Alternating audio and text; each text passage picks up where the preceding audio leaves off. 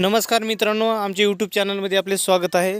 गजानन तोर यांची हत्या झाली। त्या हत्येच्या नंतर वेगवेगळे पडसाद उमटायला लागले। वेगवेगळे चर्चा झाली की याला कुणीतरी सुपारी दिली किंवा काही वैयक्तिक कारणामुळे याची हत्या झाली। तर आम्हाला असं बाहेरून समजलं आहे की गजानन तोर यांची हत्या काही राजकीय नेत्यांनी सुपारी देऊन घडवल्याची एक व्हिडिओ आमच्यासमोर आलेला आहे। तोच व्हिडिओ आम्ही तुमच्यासमोर दाखवणार आहे। तर बघा, एकाने बोललेला व्हिडिओ।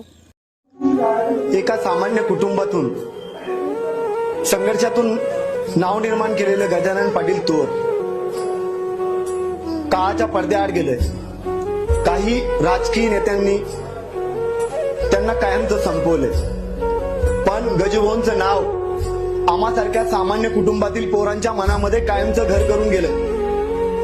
गजूभाऊ तुमच्या आदर्शावरती, तुमच्या विचारावरती तुम्ही ज्या प्रकारे सामाजिक कामांचा धडाका लावला होता, त्या कामाला आम्ही कधीच कमी पडू देणार नाही। तुमच्यासारखंच काम आम्ही करून येणाऱ्या काळामध्ये करणार आहोत। महत्त्वाचा विषय असा आहे की जालना जिल्ह्यातील काही राजकीय नेत्यांनी गजूभाऊंचा आवाज कायमस्वरूपी बंद केलाय, पण त्या राजकीय नेत्यांना एकच सांगू इच्छितो की तुम्ही तो आवाज कायमचा बंद केला नाही तर ते नाव कायमचं ठेवून तुम्ही फिरताय। येणाऱ्या काळामध्ये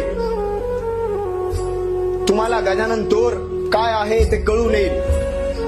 गजानन तोरचा आवाज ज्या प्रकारे तुम्ही बंद केलाय, तो आवाज तुम्हाला कायमचं राजकारणातून संन्यास घ्यायला लावल।